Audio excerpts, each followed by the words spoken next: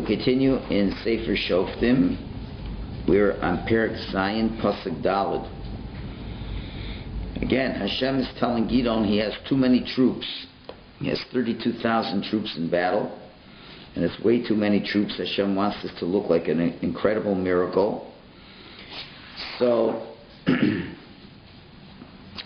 Hashem says, you call to them, all who are afraid should leave the battlefield. And 22,000 people left the battlefield. Okay. So these are the people who, so they leave.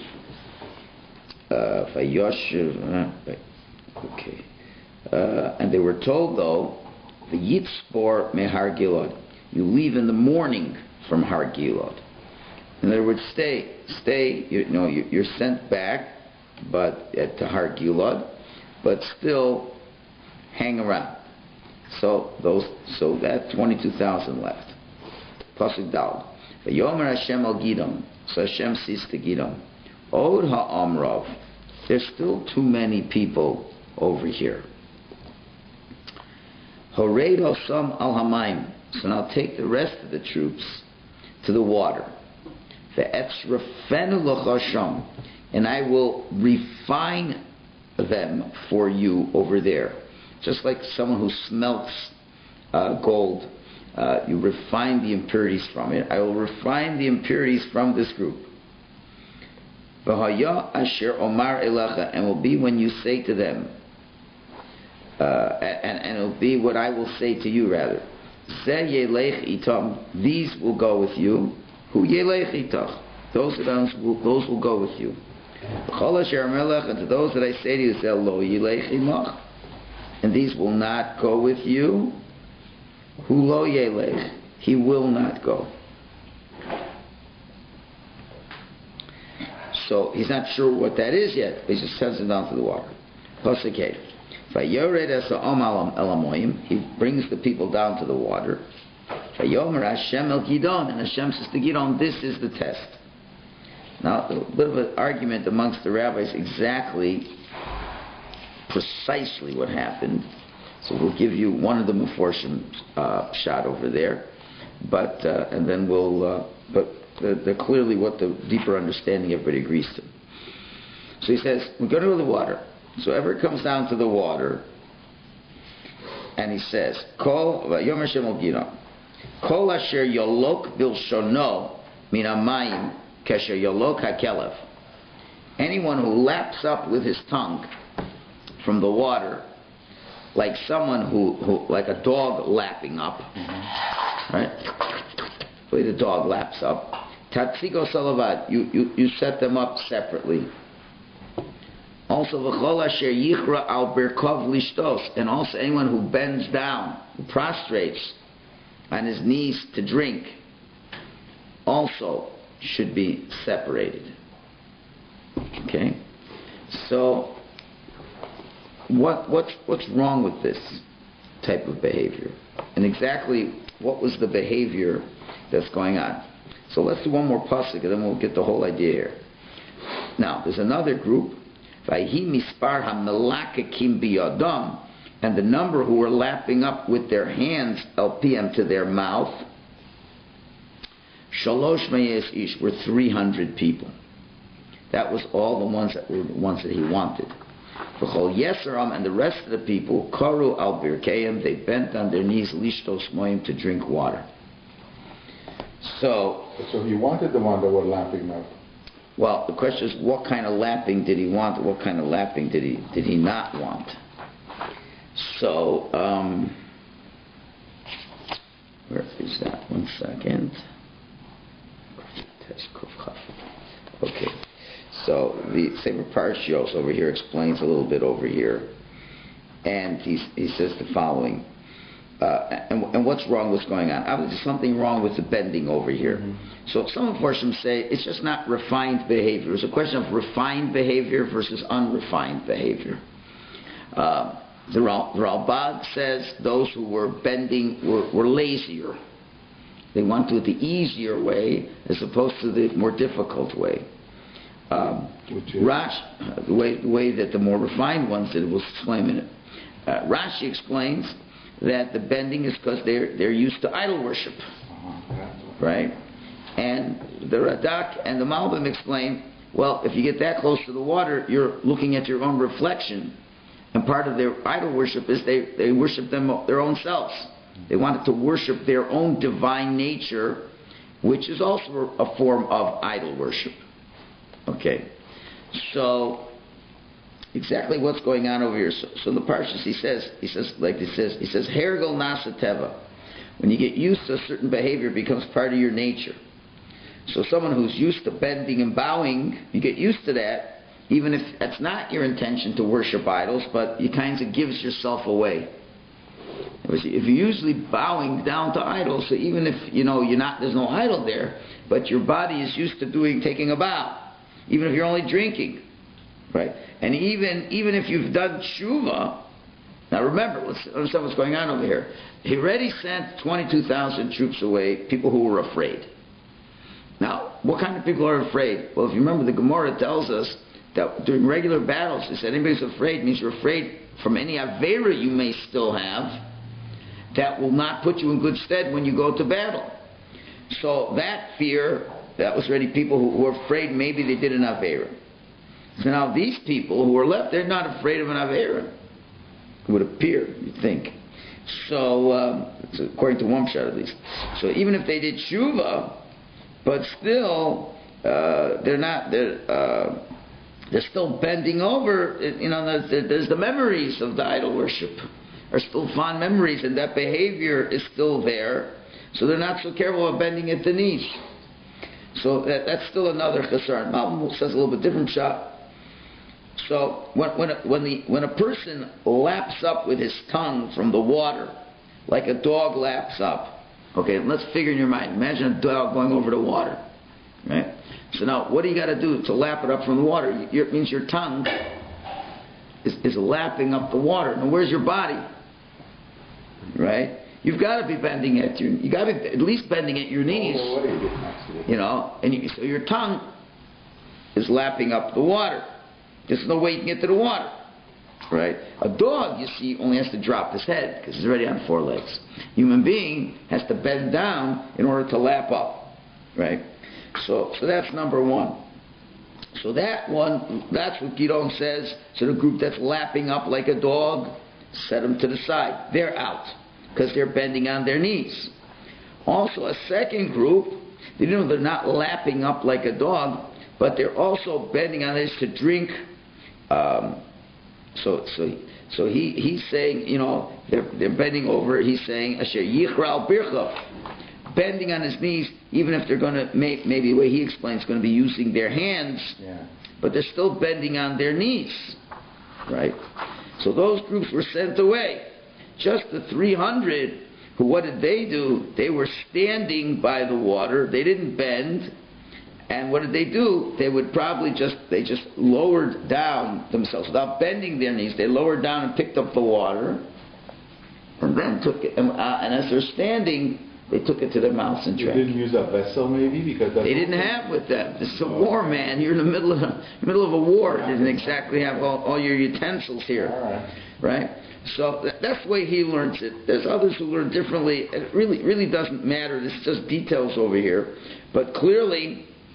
There was, as we said, a degree of refinement. If you go over and you bend over, even if you're going to take it out of the water, Mom learns a little bit different. That some of them, that Mamish process themselves and put their mouths right into the water instead of lapping up the water.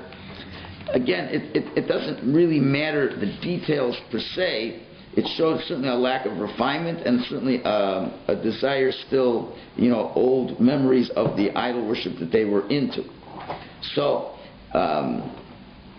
according to Malbim, we needed two types of warriors to fight this battle. One who has a strength of Gvura, and one who has a certain holiness to be able to accept God's spirit of holiness that's coming upon them. So therefore, we got to get rid of the people, the ones who are afraid, because they're not going to be the great brave soldiers, and then separate the ones who are bowing down because they aren't worthy for a miracle. So, there's conflicting pshatim exactly what each group represents. According to Malbim, the first group, they're just afraid. Some they're afraid. Maybe not because of Averis even, but afraid.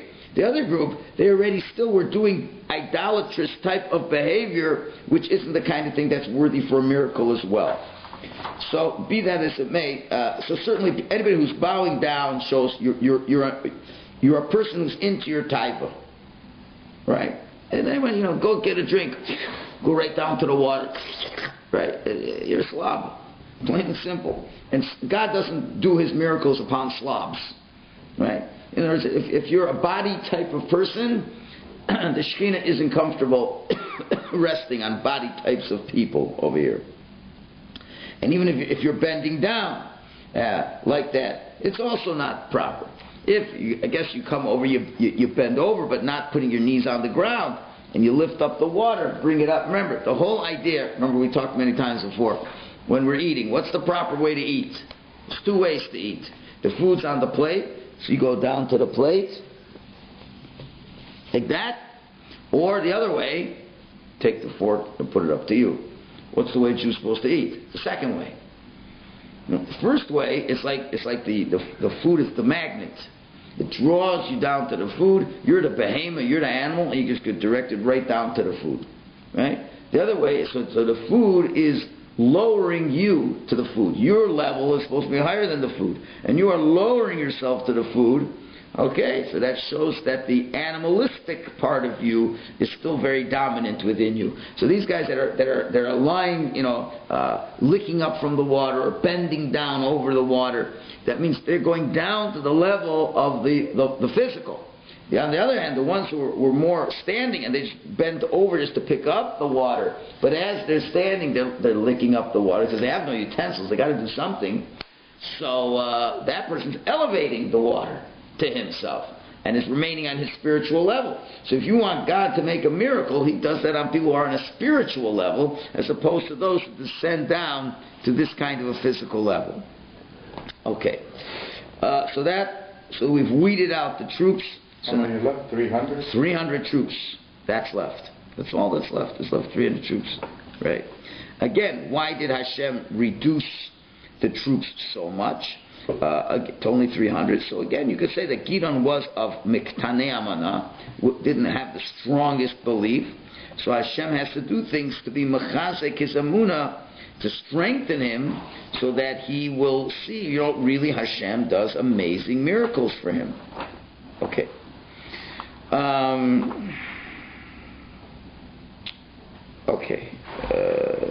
Let's continue now.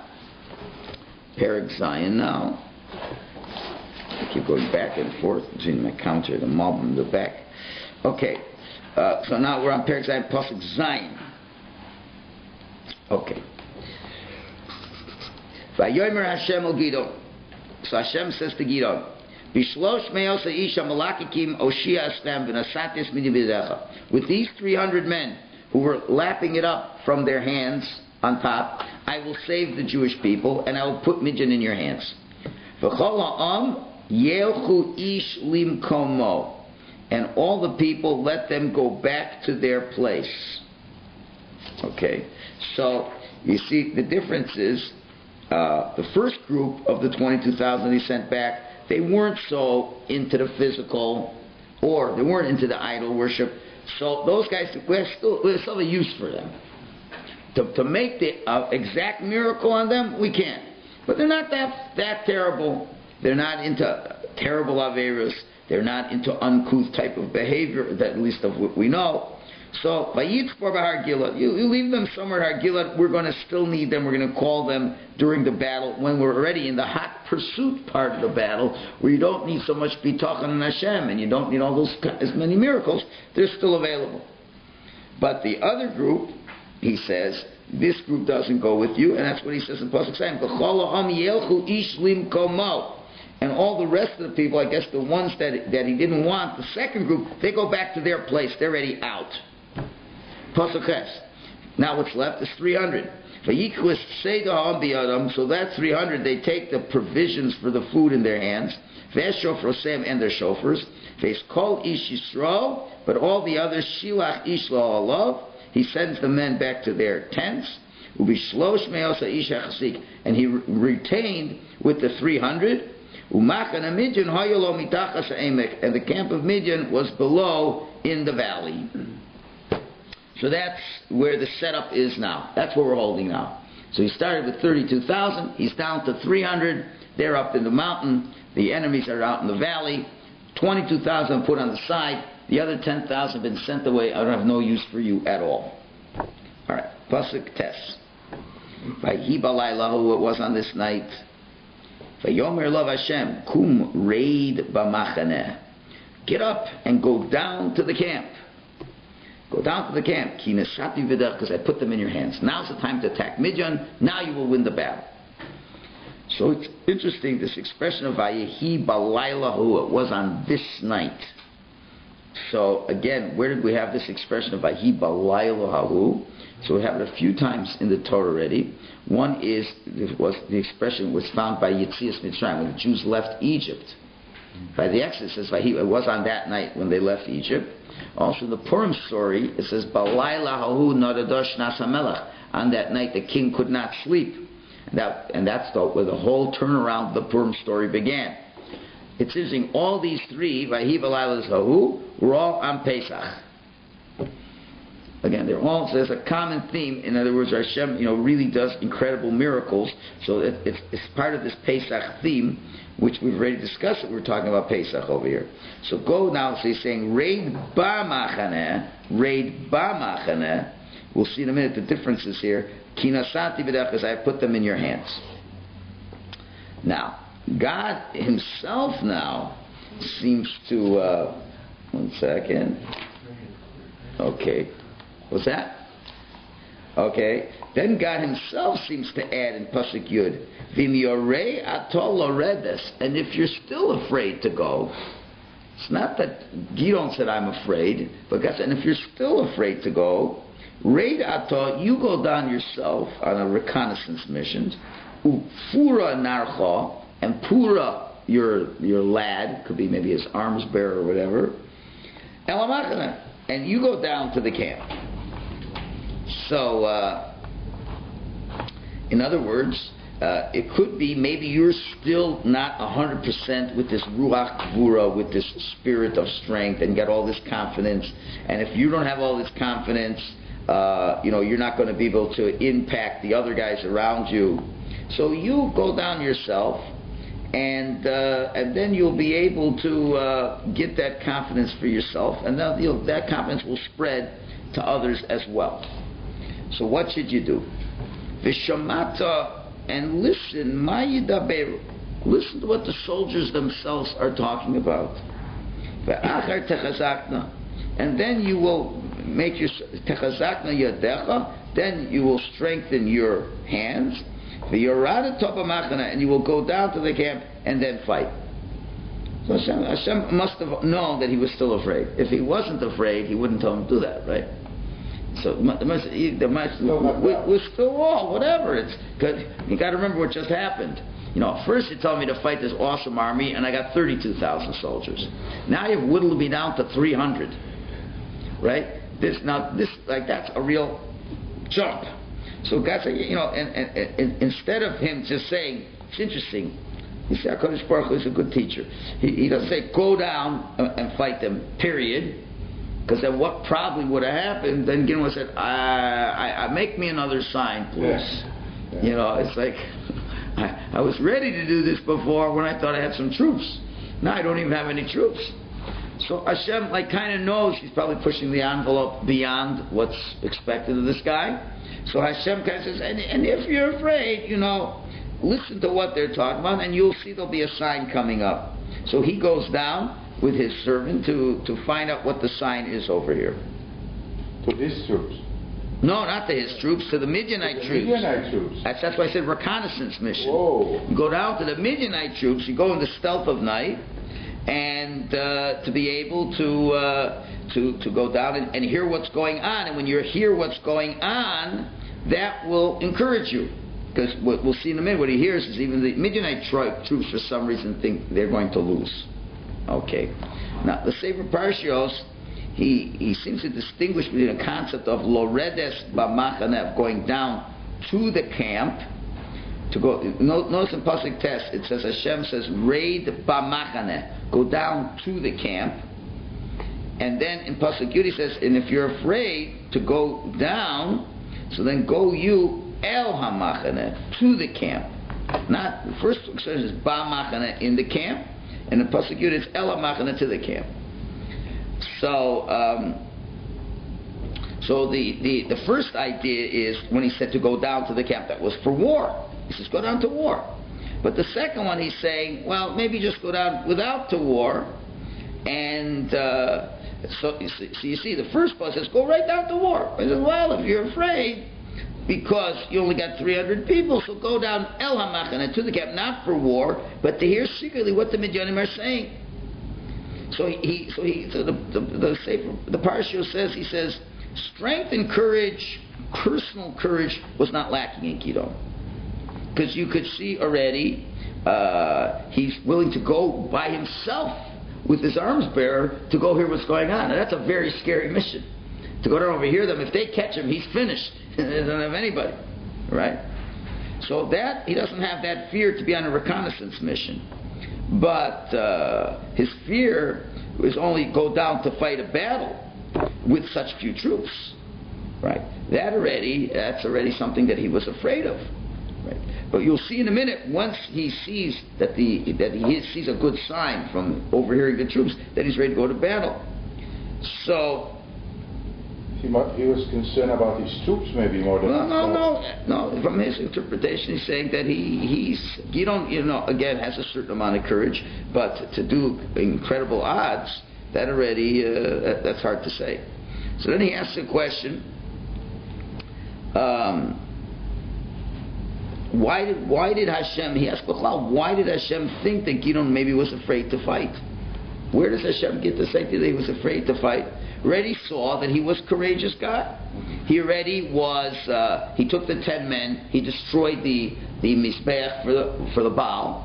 That was something, and the people wanted to kill him. He knew he was putting his life in danger in doing that, and other signs that were made with the fire coming down and eating the korban that he brought, and yesterday we saw how the dew was on certain parts and not on certain parts. So why is Hashem even suspicious that he's afraid? So the Chovos HaLevavos explains. He says Hashem commanded him because he knew that he still wasn't 100% sure of his righteousness. In other words, just like we find out in this week's Parsha, when Yaakov Avinu is about to meet Esav. Now Yaakov Avinu is a God-fearing man. Yaakov Avinu, he said, sent word to Esav, I stayed with Lavan, and I still kept all 613 mitzvahs, and I'm still a tzaddik and all that, right? But then when he finds out that Esav's coming with 400 troops to kill him, he davens to God, and he says, what? He was afraid. Pasuk says he was afraid.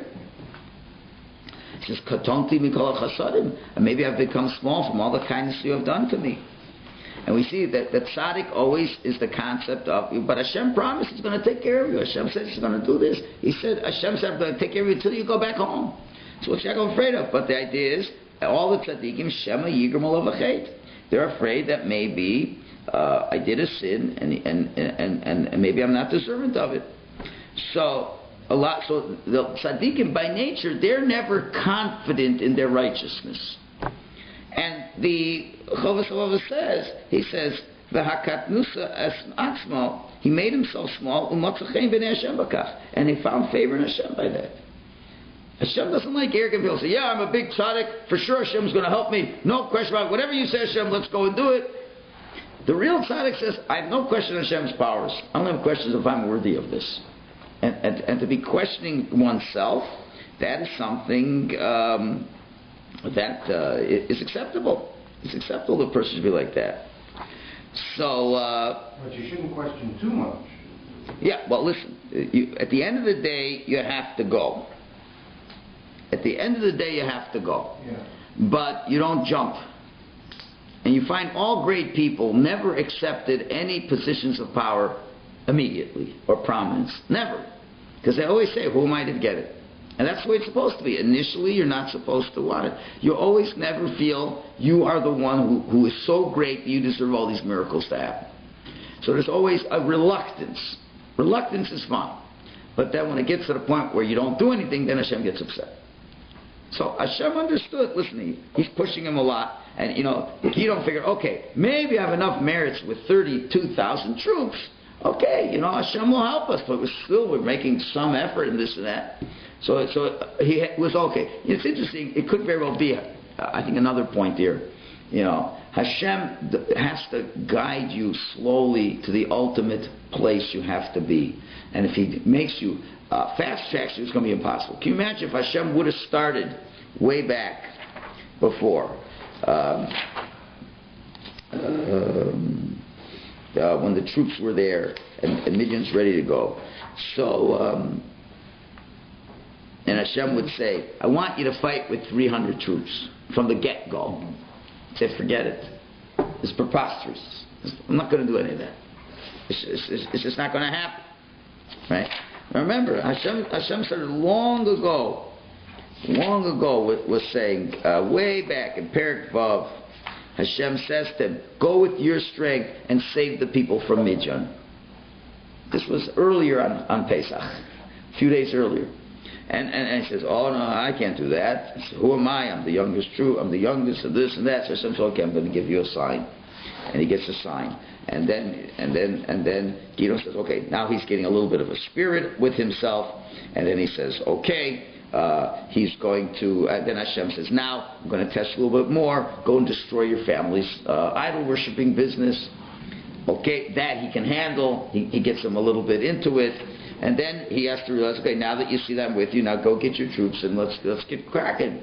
So he gets all his troops. He says, okay. In other words, he had enough emunah to this point. But Hashem says, no, I want you to go down to 300. Now, if Hashem would have a couple days earlier said, I want you to attack Midian with 300 people, then he would have said, forget it. I'm not interested. No matter how many times Hashem would say it, it's not possible, it's crazy, forget it. And he never would have done it. So Hashem probably understood there's only so much you could ask from a person like Gideon. So let's gradually get him into this. We'll start, I'll give you a few signs that you could do a little bit. You're not so bad. You're pretty brave. You say I helped you a little bit. Now get your troops. Oh yeah, sure, 32,000 troops. Yeah, maybe Hashem will do a miracle for us. Well, maybe fine. And now you're you're already built up a certain level of courage, but not enough. Says, okay, now I want you to go down to 300. Says, 300? Yeah, down 300. Then he goes down 300. Now he looks down and goes, oh my goodness. So Hashem says, I think you might be a little bit afraid. Okay, I think you need one more sign. Right? But you see, so Hashem gradually let him into it. I think that's a very important thing. Others, maybe you can go straight into it. Maybe, for example, with Dvorah and Barak, it was basically, she says, now go down and fight, and finished. Maybe there was a higher level of belief. They didn't need so many tests. You don't find by Barak needing any tests. Let's see what's going to be. Okay, his wife was a prophetess. Barak was big in teaching Torah, so maybe didn't need as much.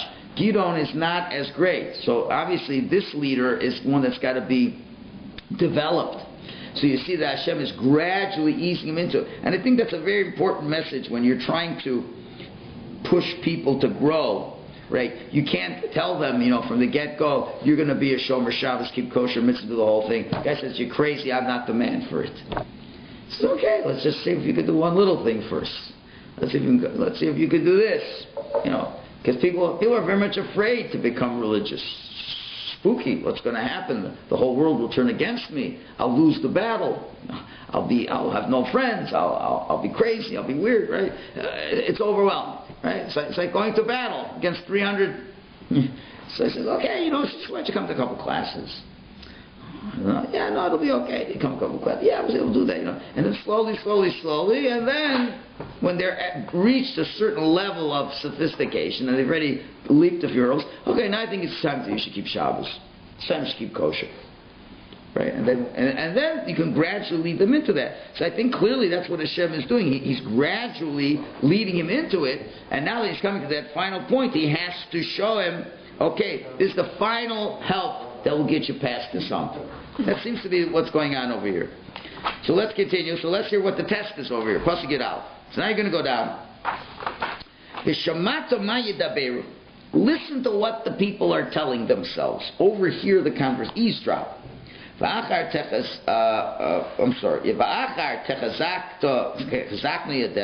Then your hand will be strong. Then you'll go down. The way I told you to begin with. Go down to fight. So Vayeret Pura Naro, so he and Pura his lad come El Kitsei HaChamushim Asher B'Machane. He comes to the edge of the Chamushim, the fortified soldiers. Usually you put strong guards at the edge who are protected, who are well armed. So he's at the edge over there listening to what the well armed soldiers have to say. Okay. Is there anything else over here? No, we're okay. Next, supposed to get base. Now again, we come back to show. Look why he was so scared. We read this. Well, what's the problem? Why is he so scared? So what do you only ask 300? We'll see. Umidyan v'amalek v'chobanei kedem noflim ba'elek ba'emek ka'ar belarot. So the nations of Midian and Amalek and the Bnei Kedem, they are camping in the valley like locusts beyond counting. And there's literally hundreds of thousands of them. Okay? And their camels, there's no end to the number. Kachol.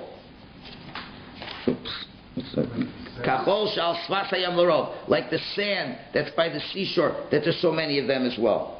So you begin to see that, there's a lot of enemies over there, and that might be a good reason why he could be a little bit afraid. It wasn't just he had a few troops, he was up against massive armies going on over there. So Gidon comes along. So one guy is talking to his friend. He's overhearing. And he says to his friend, Chalom. He tells him over a dream he had. He says, behold, I had a dream. Now, there's a Kri and a Ksiv. It's written one way and it's pronounced another way. And we'll see later on what that means. So it's written Salul, but it's read Slil. So he says, Slil lechem sorim misapech b'machane midyan. So what exactly does this mean? There's an argument exactly what it means. You could say Slil can come from roasted, baked, or so. I dreamt that I saw this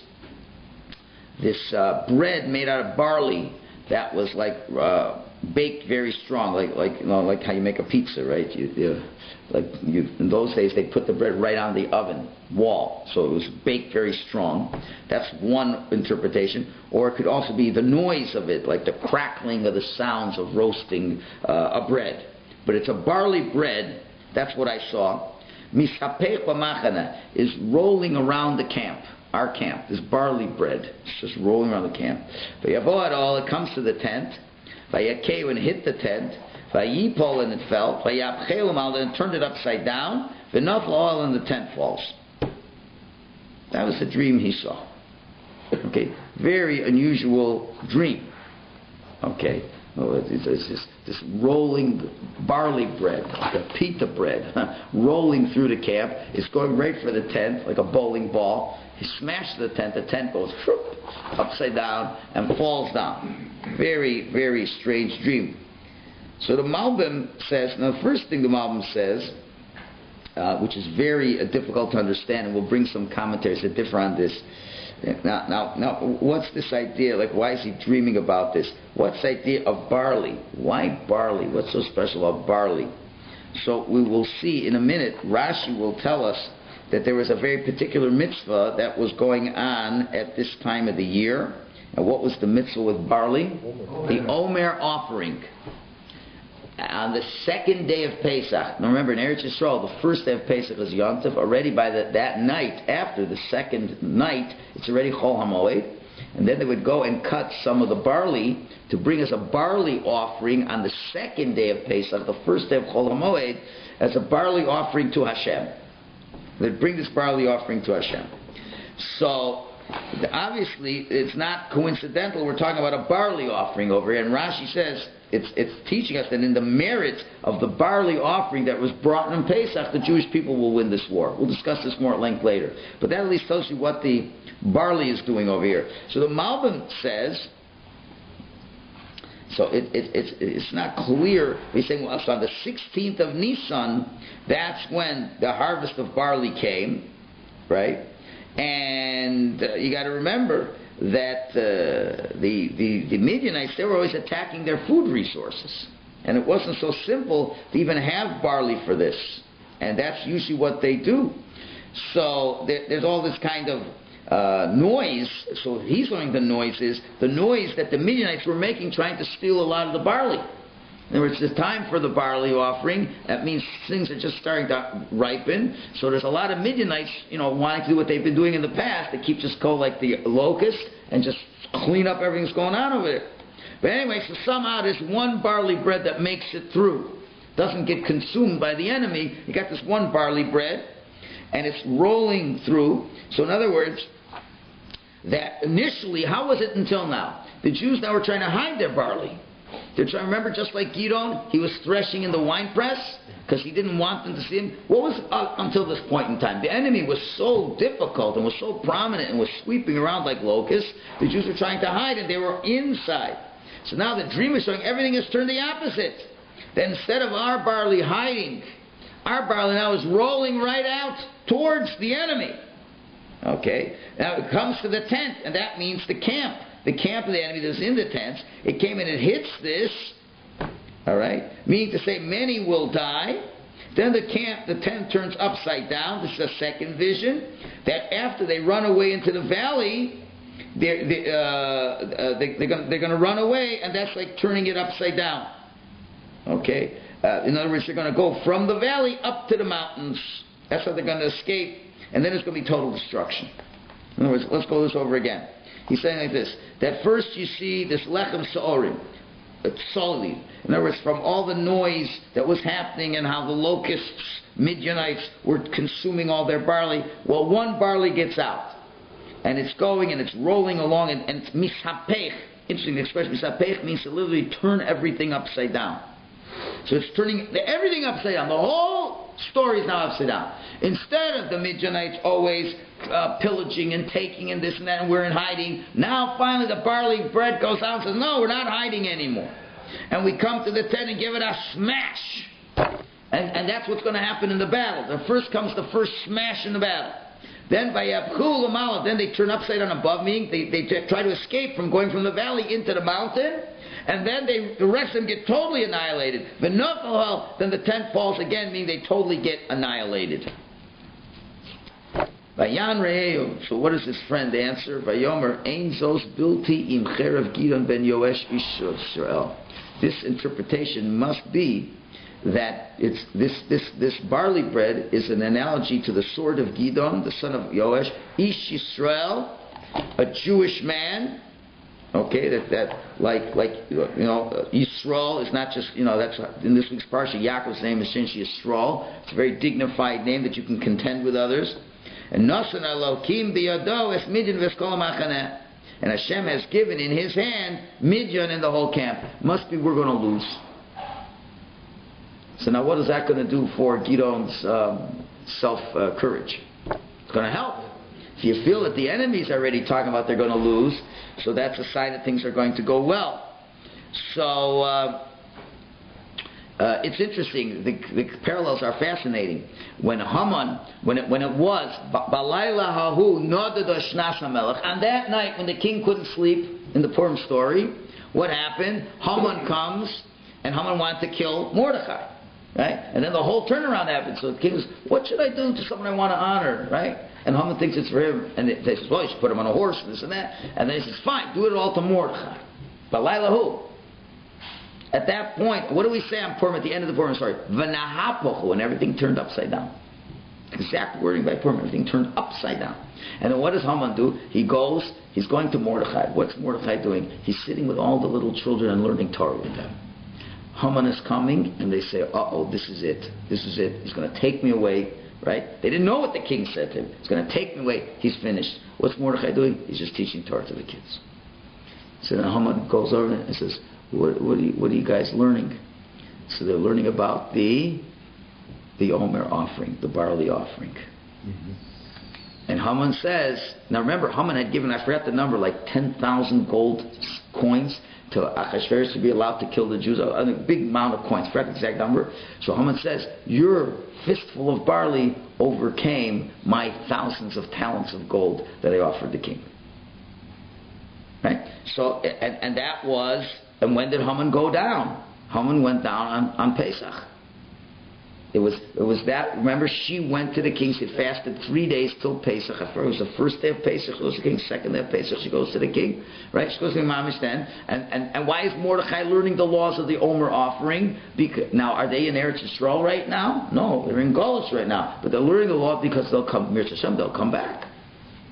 See the bitachon that Mordechai had, they're in the worst anti-Semitism. They're not in Israel. We've got to learn all the halachas. Today's the day we would bring the barley offering. Because if we're not bringing, we might as well learn the laws. And Haman says, that barley offering defeated me. So you see, there was a schus of learning about the barley offering is as good as bringing the barley offering. When you're learning the Torah of something, it's as if you brought it. So we see that it's really being foreshadowed now in the Navi, what's going to happen later on in the Purim story. That something to do with this Omer offering was a tremendous merit to destroy the enemy, and then Mordechai, who now, hundreds of years later, is in a similar precarious situation, where the enemy is spread out all over the world, anti-Semitism is terrible, what do you got to do? It's the second day of Pesach, we'll learn about the barley offering. Tomorrow we'll discuss what's so special about the barley offering, what's the spiritual message that shows you that the Jewish people deserve to be victorious from that. Okay.